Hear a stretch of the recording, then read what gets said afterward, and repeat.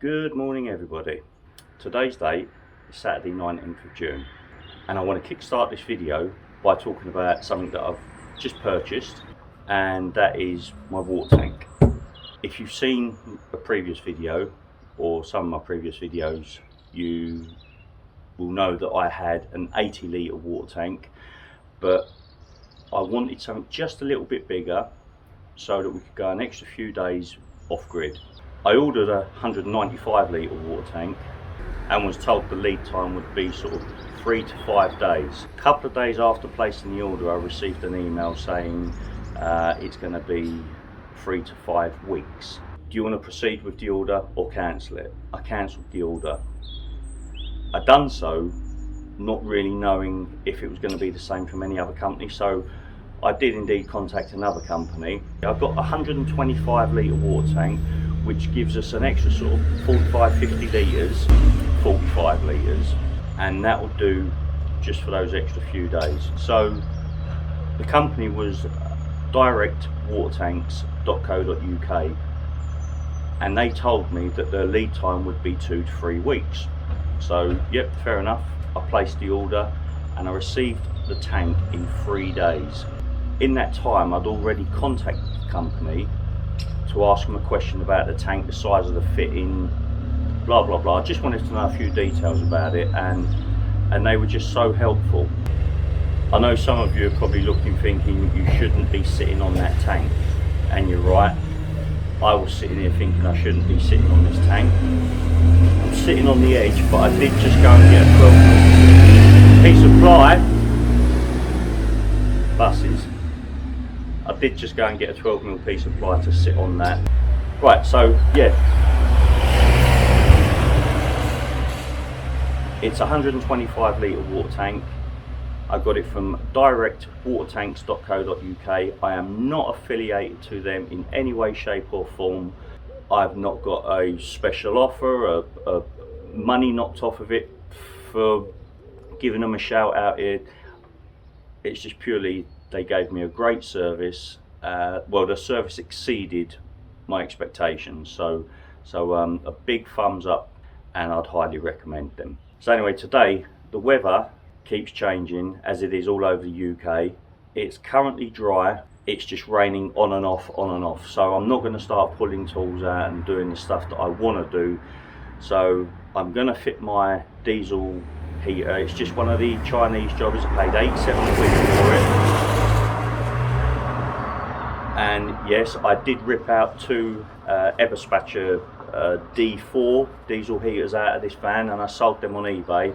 I could have kept one of them or both of them, but they were sort of 10-11 years old, so I decided to get shot of them. And I'd already had this diesel heater for my last van that I didn't fit, so it's all still in the box. The reason why is because I had my Propex heater that I fitted in the last van, and that was sufficient for the time being. I always want two heaters. I want the diesel and I want the Propex, because I know these diesel heaters are prone to failing, and some of the countries we're going to go and visit, the last thing I want is that failing. So we've got the Propex heater, which is only 2 kilowatt, but it's a fantastic bit of kit, the HS2000. So we're going to have that installed alongside the diesel heater as a backup. Anyway, so I'm going to fit that today. I'm not going to be giving you a tutorial on how to fit it. The video, no doubt, be alongside other bits and pieces that I do in my sort of normal usual format. So anyway, let's crack on, guys. So this is where I'm going to be fitting it, under the sofa area, about there, and then the Propex heater will sit next to it. So I think I'm going to go and grab the Propex heater so I can do the holes all at the same time. Anyway, Derek's kindly taken me a screw fix, and I've gone and got a hole saw, because I'm using this plate that was originally in here for the Eberspacher heaters. So that goes on, and you on the floor you cut 127mm hole. So you've got the exhaust and the intake and the diesel feed pipe. So I've gone and got the hole saw. That's what we're doing instead of drilling small holes. So right, that's the plan. We're going to use this hole cutter, fit that, then fit the heater. So we're going to work out where everything's going first of all. I'm going to start off, mate, by with an impact gun in here. I'll just remove this front cover Right, so I've checked underneath. Underneath here is, but basically I lift the side locker up, the door, and it's just totally empty under here. And that was going to be a storage locker, but so it's nice and clear. So what's that plate? So right, that's going to go there like so. Pens are like gold dust for you. Yeah, they are, I admit that, they are. There, that'll do. Speakers Yeah, going right there. wait. What's it? Oh look, there's the pens, Derek. There's 2 or 3 of them. Yeah, it's where you put them. Right, we've decided it's going to go there like that. So we will have one vent coming off bent, going right in the corner here, and then teed off going up to the other end of the sofa, coming out at the bottom of the sofa, and then teed off at that end to go into the garage area. So that's what we're going to do. Derek, pass. Ah, good man, you knew exactly what I was going to say. Thank you very much. Of course I do. Look at that. It's like Dina's hairdryer. Woohoo! Right, it's not an exact science, so somewhere there, or within a mile or so. Right, this is going to take a few goes. Few years, yeah. I might end up having to get the STS drill and.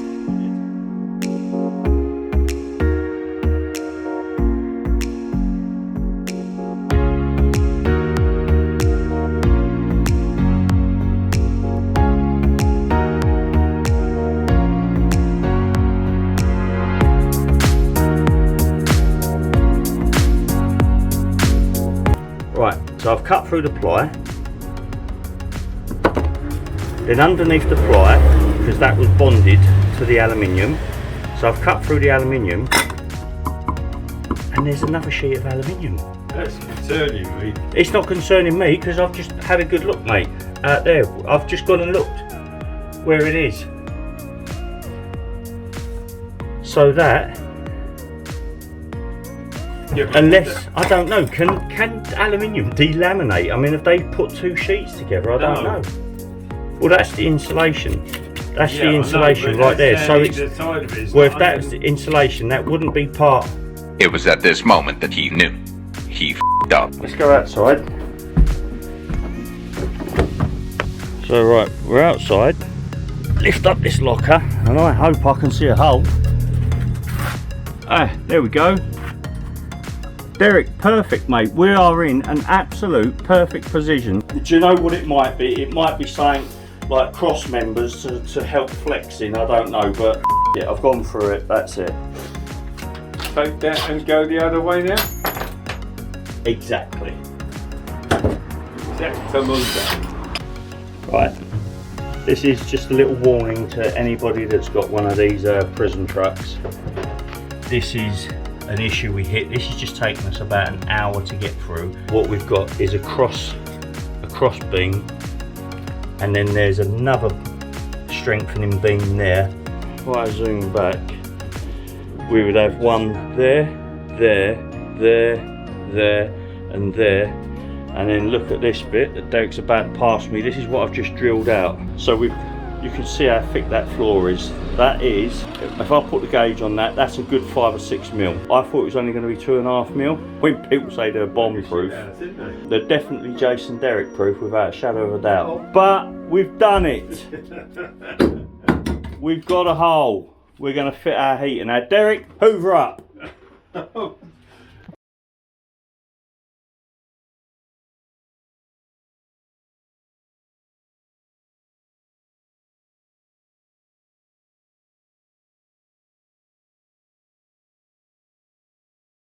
Right, we're all cleaned up now. Is that 10 mil? I'll bet you, yeah, there we go. What are they, about an 8 mil? No, 10 mil. Have you got a 10 mil socket with you? No, Yes. I've got an 8 mil.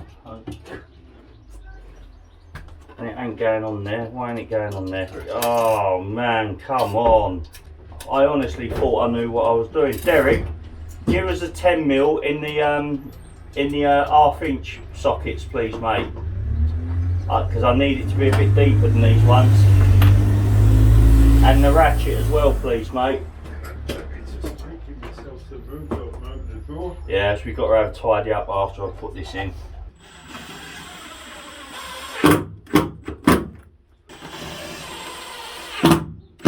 I won't connect all that and drill that down because what I've got to do first, Derek, go and make sure the pipeline is all fed to that now. So that's the original pipe work, the feed pipe from the diesel tank, and there's two of the Eberspachers.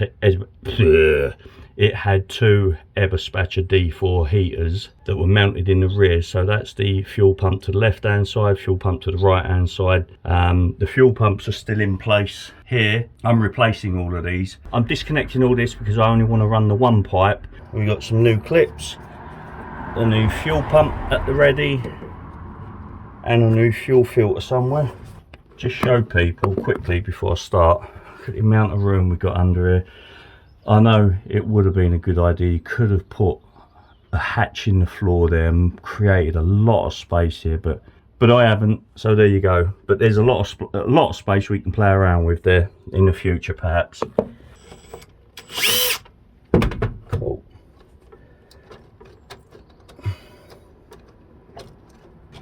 Right, I've not bothered showing me routing all the fuel line, but basically I've gone straight from the diesel tank, the fuel line coming from the diesel tank into the fuel filter, and then from the fuel filter into the fuel pump, and then the fuel pump I'm going to take the line off straight into the heater, which is here of course. So cut a bit of the rubber fuel hose. Yeah, it's a tight fit. Oh, it don't want to go. Right, that's on. There we go. You want me to pull that? Yeah, go on, mate.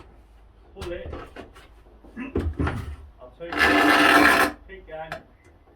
Keep going. That'll do.